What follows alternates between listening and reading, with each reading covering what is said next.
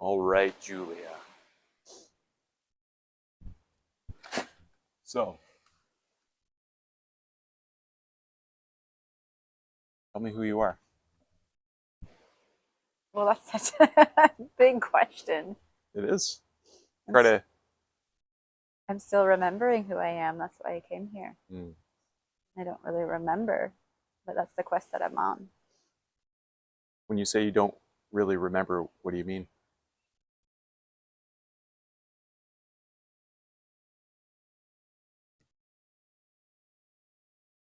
I feel like at its core, I don't know who I am. I feel like at the surface level, I have these ideas of who I am or who my family tells me I should be, all these different identities, but those are just at the superficial level. I feel like deep down, there's something more that we all are.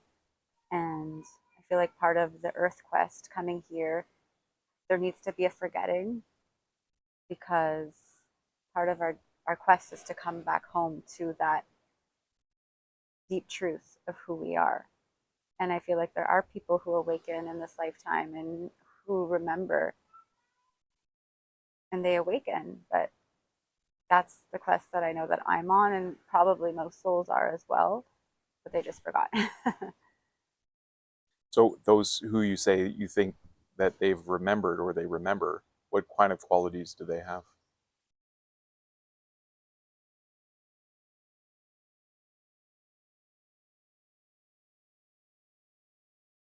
They are most likely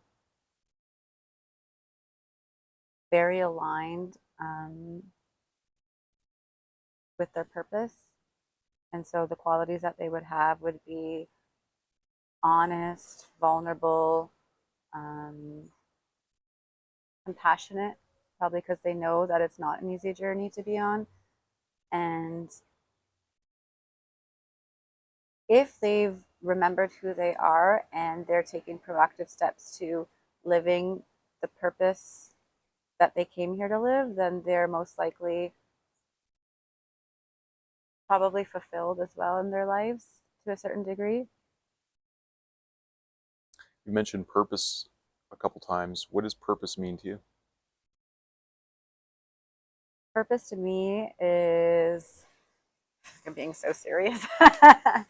Purpose to me is waking up with a sense of duty and a sense of importance, knowing that you're here for a reason. It's like feeling excited to get out of bed in the morning because you know that everything that you do, say, and think makes a difference, not only in your intimate world, but in the world around you and serving others around you. So to me, purpose is using our unique gifts and talents to help serve others. Hmm. That's great. That's a great definition. So, it comes down to service and connection. So, you're co-writing a book My beloved. with me, yeah. And my name is Nathaniel. We'll probably have a little introduction to this video. Um, and we were inspired with the idea of doing a mirror book quite a while ago, even before I think we were given the seeds of inspiration for Light Heart Vision, I believe. And it was an inspiration that came to me. So I'm really honored to be doing this in partnership with you. So the working title, Light on Fear, it's about a moment. What moment first sparked the idea for this book? Are you talking about the birth of our daughter? Well, it's a mirror book, so For me, I also had the inspiration for this mirror book. And for me, it was before she was even born. I was meditating upstairs in my old childhood room. And I just, like, when I came out of the meditation, I was like, oh my gosh, one day Nathaniel and I are going to write a book. And it's going to tell our whole story and journey here leading up to the moment wherever we're at in time. And I knew it was going to be a different kind of book because I also had the vision of it being a mirror book. And I don't see a lot of books like that out there. Um, so basically, you would be on one side, I would be on the other side, but the things that we would be sharing in the story would be like interconnected and intertwined. And it was just very unique. And I had a deep sense of knowing that one day we would write this book together. mm, yeah, that's really interesting. You mentioned meditation. Could you talk a little bit more about how you meditate? And I'm just going to double check that this is filming properly. Yeah. Looks good. It looks okay. Do I look okay? You look beautiful, as Yeah. always. um, Thank you. Thank you. thank you very much. You want me to talk about meditation? Yeah. How do you meditate? What does that mean to you? Well, it's so funny because I first got introduced to meditation on my journey when I was living abroad. And my ex partner at the time, Jerry, was very much into it. And I was like, I don't know what he's doing, wasting all those minutes meditating or learning about meditation. We even did a Vipassana meditation retreat, an authentic one on donation in Thailand. And I kind of just did it to go along with it, but wasn't really into it at the time. And it was only when I came back to Canada with a broken heart that I was like, maybe I should give this meditation thing a try, because I was seeking for answers outside of me to kind of solve all the challenges and like misaligned pieces in my life. And I just, nothing was working. Like nothing outside of me was working to fill me up, whether it was, food or like dancing or meeting new men. It was just like nothing was doing it. So I'm like, maybe I'll just try going within and try this meditation thing. And it was actually right here, once again, in my parents' backyard. It was a sunny summer day, and I didn't even know how to meditate. So I downloaded an app. I don't even remember the name of it, but it had guided meditation. So I had my headphones on. I gave a beginner course a try, and I was just listening to it. And it was kind of guiding me to listen to my breath and take longer exhales. And it kind of worked. And so I learned through the app and I learned to do it on my own. I eventually learned different breathing techniques and kinds of meditations. I found Sadhguru, which was a big inspiration at the time. Um, and it kind of just gave me this new sense of calm and peace and serenity that I'd never felt before in my life. So I continued with that practice. That's yeah. That's wonderful that you taught yourself through an app and then also continued in doing the self teaching. Mm-hmm. But I like to me you said you really simplified it when you said just it's about going within, right? And listening And within. listening, yeah. So you mentioned the inspiration for this book before becoming parents. What what were you most afraid of before becoming a mom? And how did that change through birth? A great question. Two things come to mind. So the first thing is birthing, like just the simplicity of birthing naturally our daughter, because nobody in our close circle and especially our direct family has naturally birthed. I mean, a home birth. And you So mean without any without any drugs or drugs or anything, interventions? painkillers, yeah, or hospital interventions. And so to me, that scared me a little bit because I didn't know anyone except for a couple friends that we met on Vancouver Island. But again, they weren't close relationships. I knew it was possible, but I still was afraid. And I think it's not because I doubted my capability and power of doing it, but more just the thoughts and the beliefs that were in my mind of like, oh, it's dangerous. Oh, this is not how we give birth in our society. We should do it in a hospital, and there should be doctors there to monitor us. And, you know, I just, I was afraid. What were you afraid of? Um, Feeling pain, um, going wrong, dying, you know, so many things, not having the professional support, not knowing how to do it or what to do. Um, but I realized that there was things that I needed to do to prepare, and so we did. I actually did so much inner work and preparation leading up to the conception, leading up to giving birth, and I wouldn't have had it any other way because I know all that work paid off, and it was the most beautiful, miraculous experience of my life, and I'm sure yours as well, Nathaniel. And I'm just trying to think because there was another thing I was afraid of that came to mind, and now it's slipping my mind. Well, why don't you talk about what you did to prepare? You mentioned you did a lot of I work. did a lot. What Oh were my some of those gosh. things? Well, I just remember like so much led up, so much healing, um, and like trauma healing and just like old wounds. All of this led up to the conception. And then even during the conception, like this is pretty personal, but there was so much healing. It was just such a significant moment in time that I've never experienced ever before. I mean, tears were shed, so many emotions were felt and released and embraced. And it was just like nothing I've ever experienced before. And then I remember the next couple of days we met with a medicine woman friend of ours on the island. And she's like, Julia, you have pregnancy energy all around you. And again, when she said that, I was like, oh my gosh, fear came up again. And this reminds me now of the other thing I was afraid of, but I'll wait to go there because I don't want to jump around. But fear came up when she said that. Excitement and fear. Excitement because I always knew I wanted to be a mother, but fear because I felt I wasn't ready.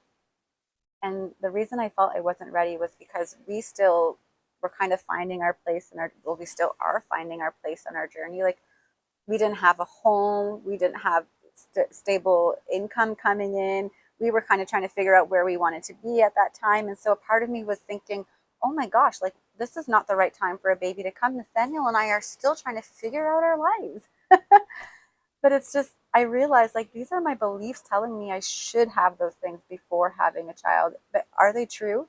There's so many people out there who have children at any time on their journey. And are we ever really ready to have children?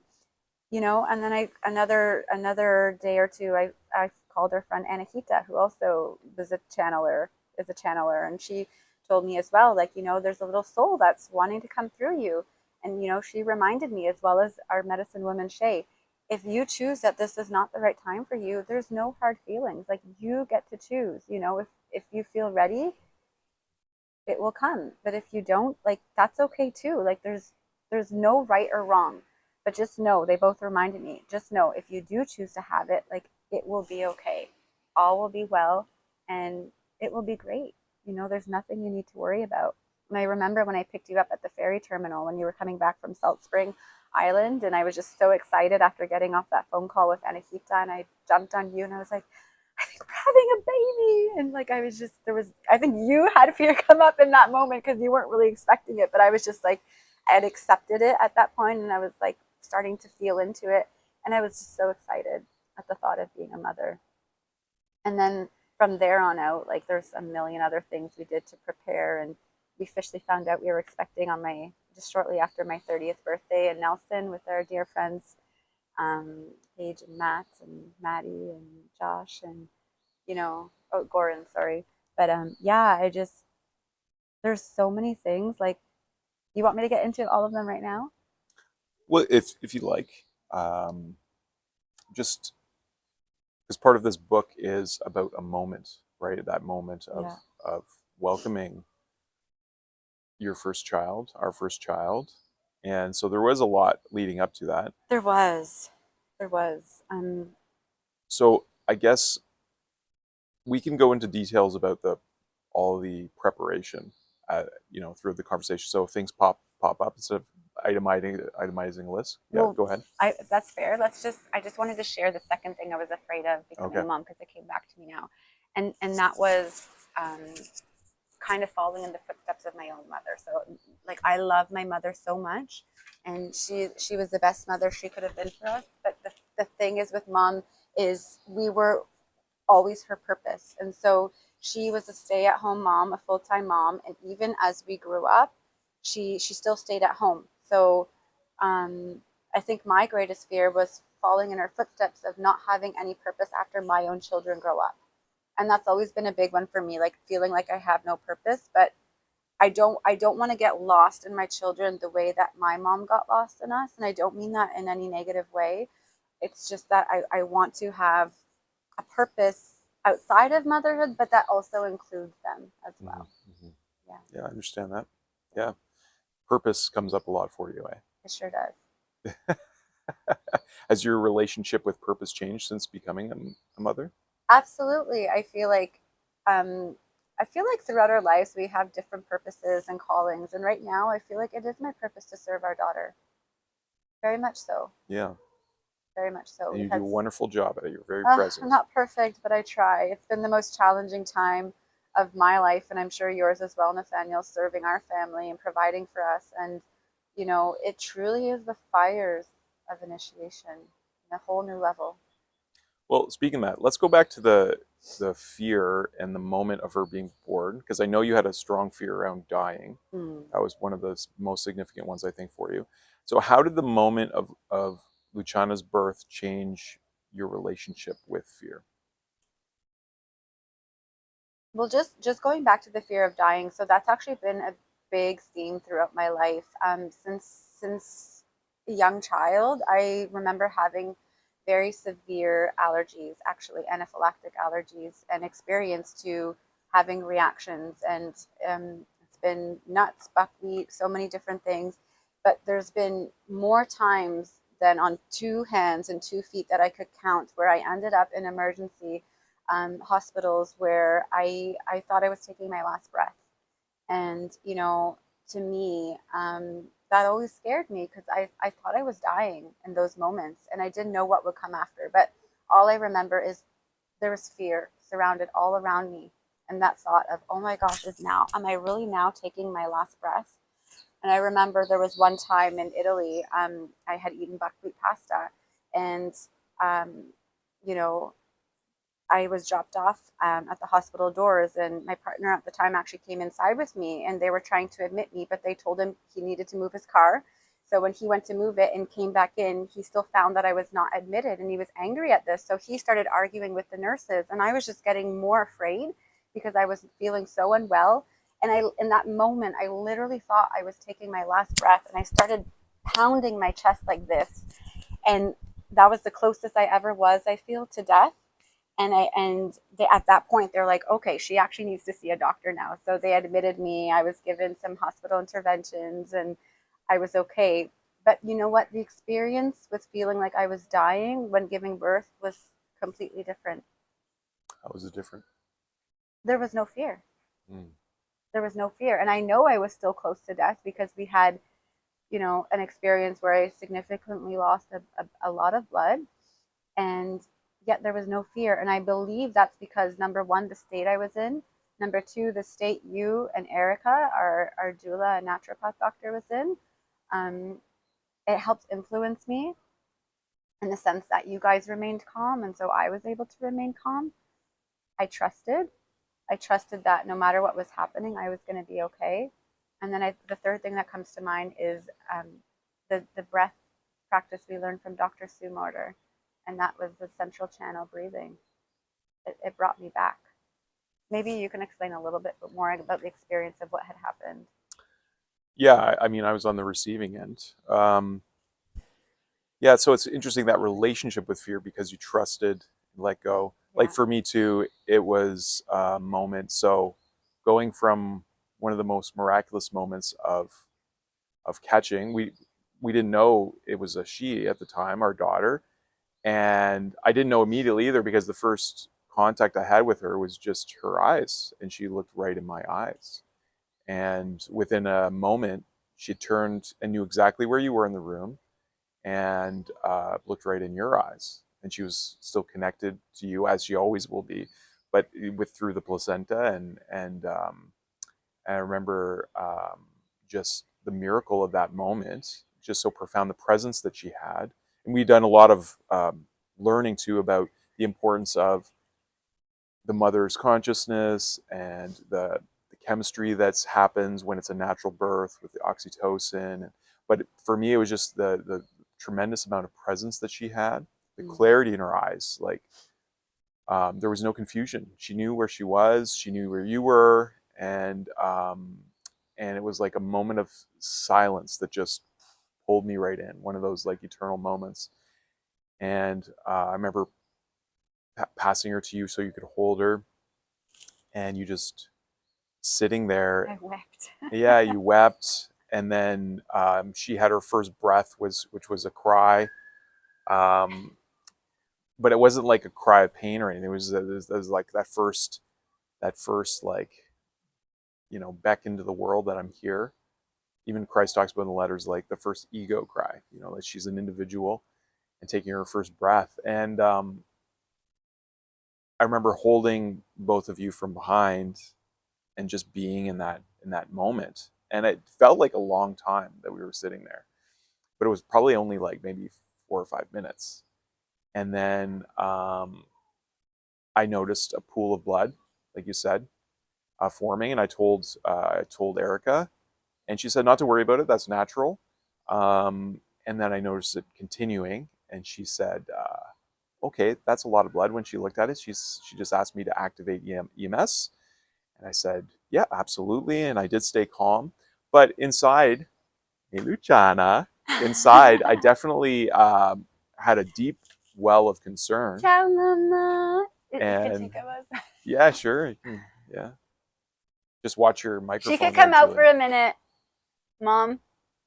She can come out for a minute. And maybe this is a good time to maybe pause. What time's it? 10:30. I want to show her to the video. Yeah, of course. Hi, Nona. Here she is. You want to say hi to the camera? It is beautiful.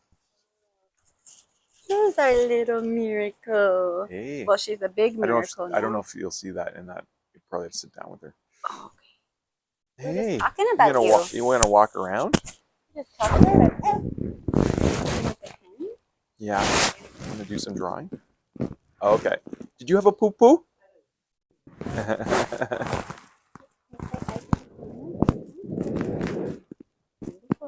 Papa was just telling a story about you being born.